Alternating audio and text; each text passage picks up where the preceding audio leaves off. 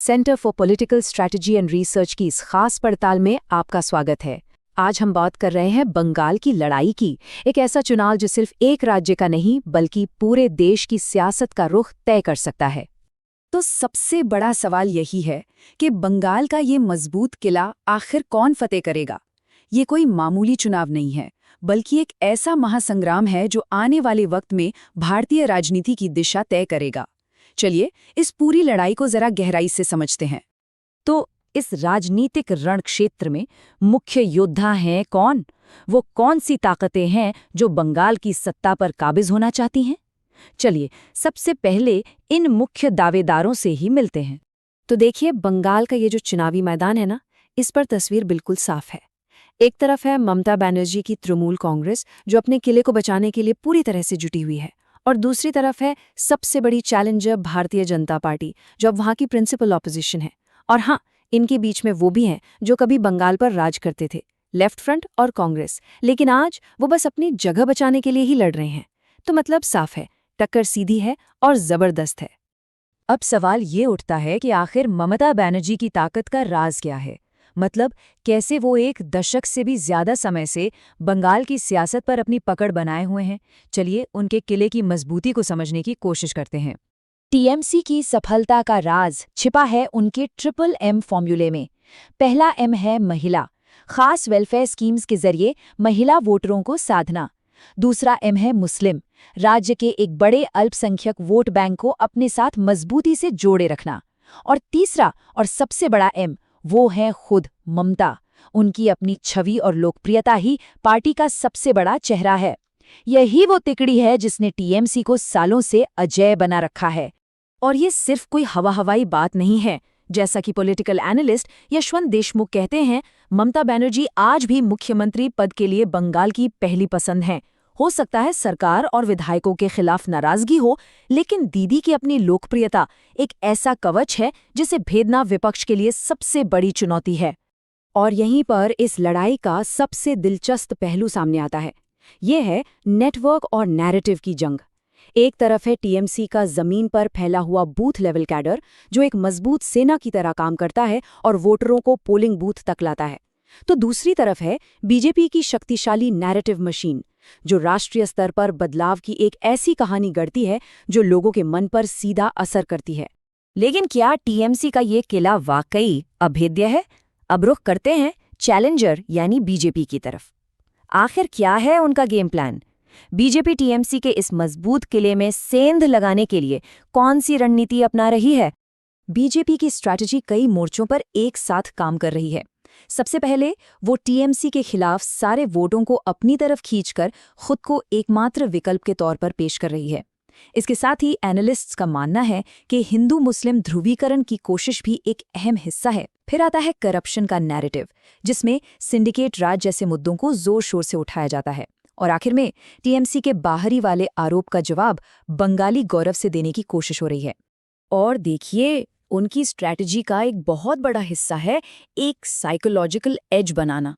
सोचिए जरा, जब गृह मंत्री अमित शाह पहले फेज के बाद ही इतनी बड़ी जीत का दावा करते हैं, तो वो सिर्फ एक बयान नहीं दे रहे होते। नहीं, उसका असली मकसद है एक हवा बनाना, एक ऐसा माहौल बनाना कि आगे के फेज में वोटर तो क्या, एडमिनिस्ट्रेशन तक पर असर पड़े। ये सब मोमेंटम का खेल है।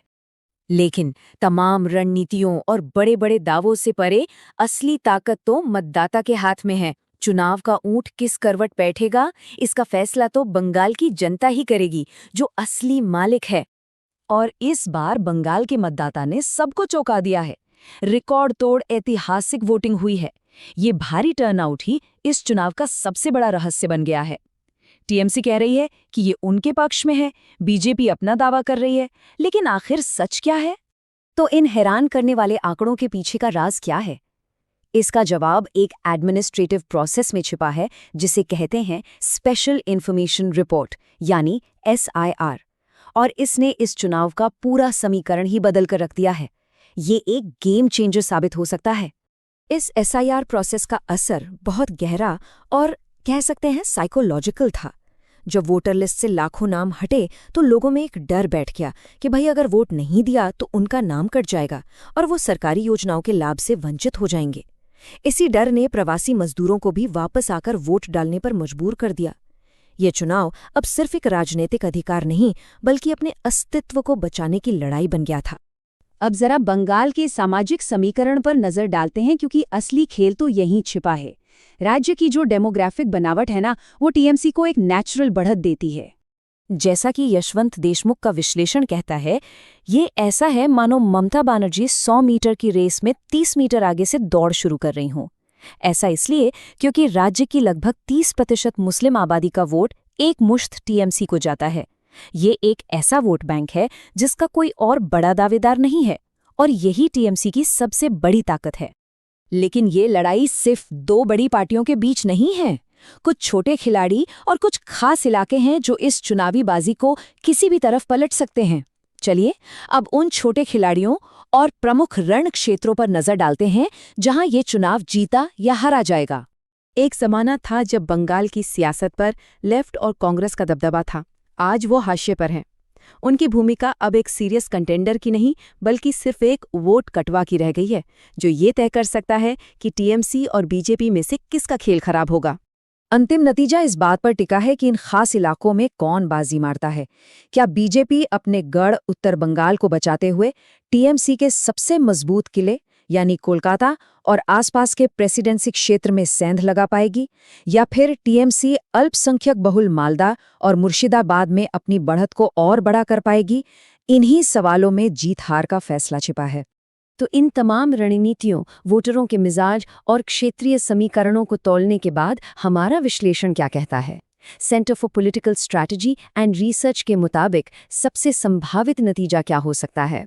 बीजेपी ने बेशक एक बहुत शक्तिशाली नैरेटिव की लहर खड़ी की है, लेकिन टीएमसी की जमीनी पकड़ और उनके मजबूत वोट बैंक की दीवार इस लहर को रोकने के लिए ज्यादा मजबूत नजर आती है।